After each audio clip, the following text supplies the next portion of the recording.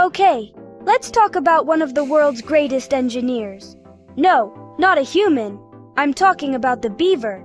Now I know what you're thinking. Beavers? Those fuzzy creatures with the big teeth? Exactly! But trust me, these little guys have a lot to teach us about engineering, problem solving, and even teamwork. First up, beaver dams. Beavers are basically nature's civil engineers.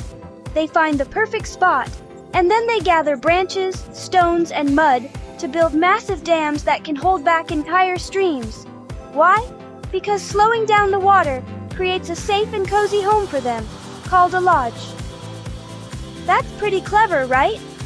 They're not just building for themselves, they're creating a whole ecosystem. Fish, birds, even plants benefit from the wetlands that beavers make.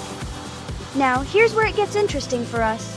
Imagine if our cities and structures worked in harmony with nature, the way beaver dams do. Instead of fighting against floods, we could design buildings and systems that actually use natural forces to our advantage. Beavers don't just slap together a pile of sticks. They carefully choose each piece.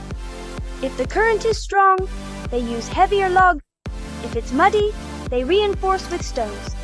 This is adaptive engineering, making changes based on the environment and the materials at hand. And here's another thing: teamwork. Beavers are family animals. Building a dam is not a one-creature job. Everyone pitches in, from the youngest kids to the oldest member. They're constantly communicating, adjusting, and improving the dam together. That's a lesson for all of us. Big challenges get easier when we work together and listen to each other. Plus, beavers are persistent. Sometimes a dam gets washed away by a storm. Do they give up? No chance. They rebuild, tweak the design, and make it even stronger. There's a lot of trial and error, but that's how real innovation happens. It's a reminder. Failure isn't the end, it's just part of the process. So, what can we learn from beavers? Build with purpose, adapt to the environment, work as a team, and don't be afraid to try, fail, and try again.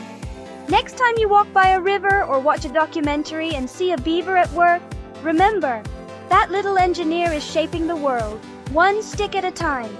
And maybe, just maybe, we humans have a thing or two to learn from them. Thanks for hanging out with me today.